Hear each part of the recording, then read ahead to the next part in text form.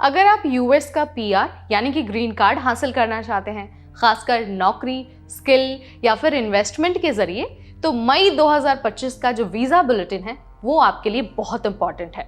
US सरकार ने latest update जारी कर दिया है और इस बार कुछ कैटेगरीज में बहुत हलचल है। कुछ आगे बढ़ी हैं, कुछ वहीं की वहीं हैं और कुछ में प्रोसेस रुक गया है।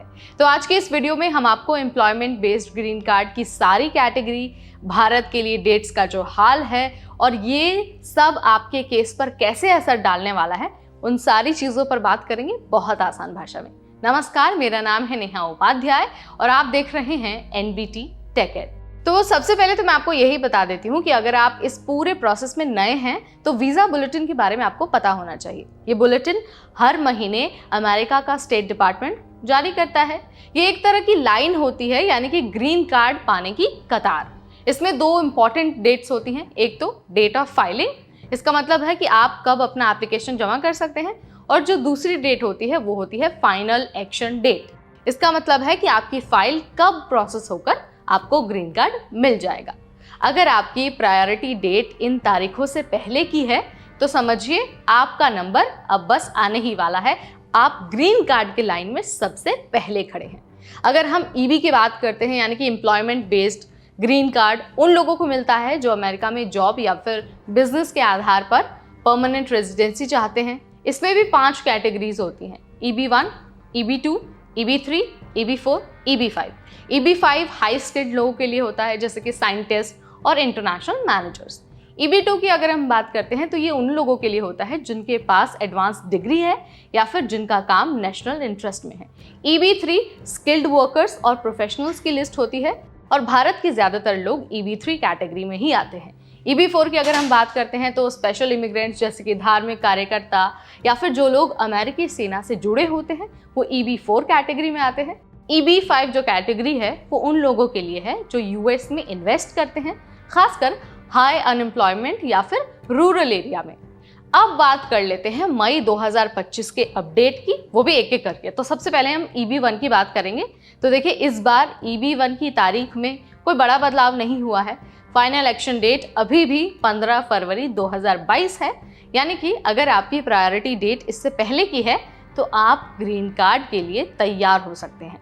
इसके अलावा डेट ऑफ फाइलिंग का भी यही हाल है, यानी सब कुछ पहले जैसा ही है, जस का तस है। अब अगर हम EB2 की बात करते हैं तो ये कैटेगरी भी थोड़ी सी बैलेंस्ड ही है। फाइनल एक्शन डेट 1 जनवरी 2013 पर अटकी हुई है, मतलब पिछले कई महीनों से कोई भी मूवमेंट नहीं हुआ है इस कैटेगरी में। अगर आप EB2 में हैं और आपकी प्रायोरिटी डेट इससे पहले की है तभी आपको आगे बढ़ाया जा सकता है। EB3 की अगर हम बात करते हैं तो इस कैटेगरी के लोगों के लिए थोड़ी सी राहत की खबर है, यानी कि यहाँ पर थोड़ी सी एक डेवलपमेंट देखने को मिली है। पहले डेट थी 1 अप्रैल 2013, अब 15 अप्रैल 2013 हो गई है, यानी 2 हफ्ते डेट आगे बढ़ गई है। लेकिन जो डेट ऑफ फाइलिंग है वो अब भी 8 जून 2013 ही बनी हुई है। बहुत कम मूवमेंट है, लेकिन उम्मीद अभी भी है कि भाई EB3 कैटेगरी में बहुत सारे डेवलपमेंट होने वाले हैं। EB4 की अगर हम बात करते हैं ना, तो ये कैटेगरी इस साल के लिए अनअवेलेबल घोषित कर दी गई है, यानी कि कोई भी केस अब प्रोसेस नहीं होने वाला है।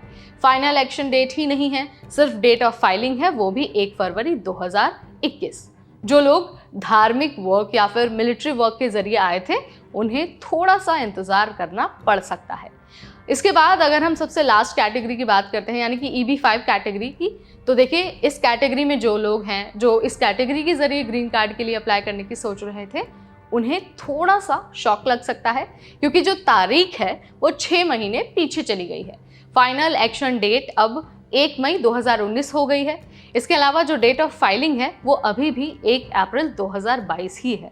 अगर आपने इन्वेस्टमेंट किया है और आपकी डेट 2019 के बाद की है तो आपको अभी इंतज़ार करना होगा। लेकिन असली सवाल यहाँ पर ये है कि इसका आप पर क्या असर होने वाला है, यानी कि इमिग्रेंट्स पर क्या असर होने वाला है। तो देखिए, अगर आपकी priority date final action date से पहले की है तो आपकी फाइल अब प्रोसेस हो सकती है और आपको ग्रीन कार्ड मिल सकता है। लेकिन अगर डेट उसके बाद की है तो आपको और ज़्यादा इंतज़ार करना पड़ सकता है। इसीलिए हर महीने वीज़ा बुलेटिन आपको चेक करते रहना है। EB2 और EB3 वालों को थोड़ी और सब्र की ज़रूरत है, क्योंकि उनके लिए जो मुश्किलें हैं वो अभी थोड़ी सी ज़्यादा हैं।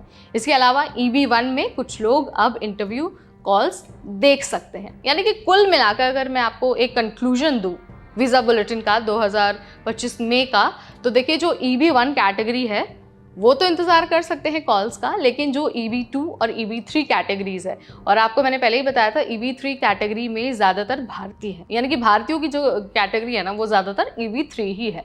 EB3 उन लोगों की कैटेगरी है जो स्किल्ड वर्कर्स है, यानी कि जो हमारे IT इंजीनियर्स हैं जो H1B वीज़ा लेकर वहाँ जाते हैं काम करने के लिए, वो सभी लोग EB3 कैटेगरी में आते हैं। इन लोगों को थोड़े से पेशेंस की ज़रूरत है, क्योंकि ग्रीन कार्ड मिलने में आपको समय लग सकता है। EB4 वाला मैंने आपको बता ही दिया है, उसमें अभी जो प्रोसेसिंग है वो रोक दी गई है।